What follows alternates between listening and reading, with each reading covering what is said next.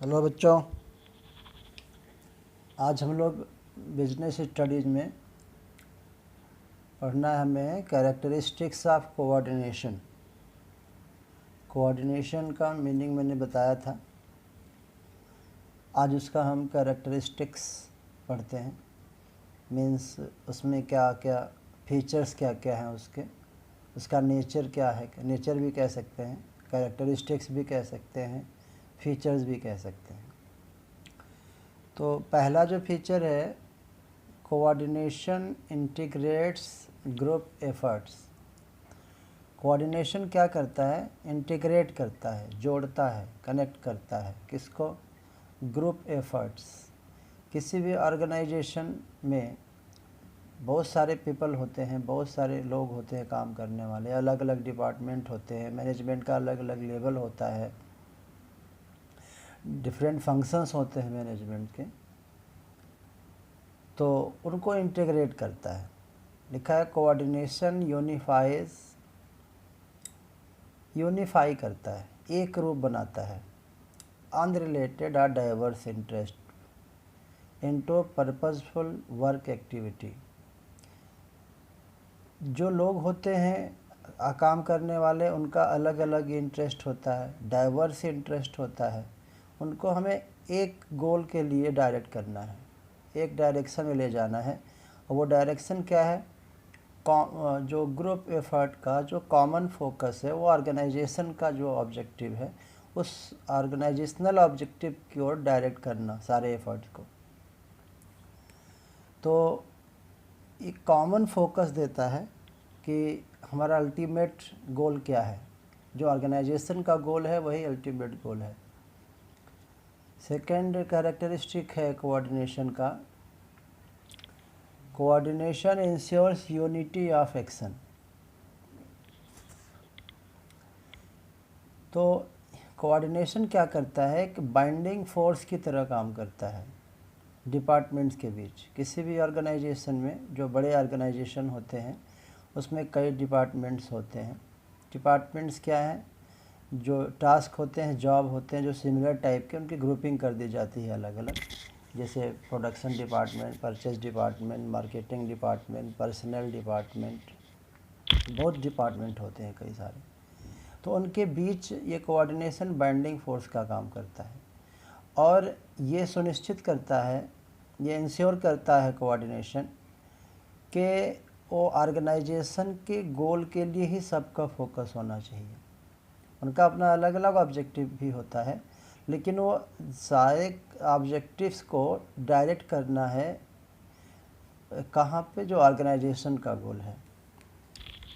Third characteristic बताया coordination का, continuous process. Management के जितने फंक्शंस होते हैं सभी कंटिन्यूअस होते हैं, मीन्स वो नेवर एंडिंग होते हैं। It's need is felt at every and each step. Coordination की जो ज़रूरत है वो हर स्टेप पे महसूस की जाती है ऑर्गेनाइजेशन के अंदर, और वो प्लानिंग से शुरू होता है। जैसा कि आप जानते हैं, मैनेजमेंट का पहला फंक्शन प्लानिंग है और लास्ट फंक्शन कंट्रोलिंग है। तो कोऑर्डिनेशन प्लानिंग से स्टार्ट होके जितने फंक्शन हैं, organising, staffing, directing and control, सभी में इसकी ज़रूरत पड़ती है। नेक्स्ट कैरेक्टरिस्टिक है कोऑर्डिनेशन का, coordination is all pervasive function. ये ऑल परवेसिव है, हर जगह है, हर डिपार्टमेंट में है, मैनेजमेंट के हर लेवल पे है। क्यों है? क्योंकि इंटरडिपेंडेंस होता है, एक दूसरे पे डिपेंड करते हैं। सेल्स डिपार्टमेंट डिपेंड करता है प्रोडक्शन डिपार्टमेंट पे, प्रोडक्शन डिपार्टमेंट डिपेंड करता है human resource department, purchase department, material supply आनी चाहिए, ह्यूमन रिसोर्स डिपार्टमेंट से वर्कर मिलने चाहिए। तो सब एक दूसरे पे डिपेंड होते हैं। तो हर लेवल पे, क्योंकि सारे डिपार्टमेंट एक दूसरे से रिलेटेड होते हैं, एक दूसरे पर डिपेंड होते हैं, इसलिए कोऑर्डिनेशन की नीड हर लेवल पे होती है, हर डिपार्टमेंट में होती है। तो कोऑर्डिनेशन क्या करता है? हर डिपार्टमेंट के एफर्ट्स को इंटीग्रेट करता है और मैनेजमेंट के जितने लेवल होते हैं, 3 लेवल्स होते हैं, आप पढ़े हो, वो उनको इंटीग्रेट करता है। अगला कैरेक्टरिस्टिक है, 5th कैरेक्टरिस्टिक है कोऑर्डिनेशन का। Coordination is the responsibility of all managers. किसी भी ऑर्गेनाइजेशन में कई मैनेजर्स होते हैं और हर मैनेजर की रिस्पॉन्सिबिलिटी है कोऑर्डिनेट करना,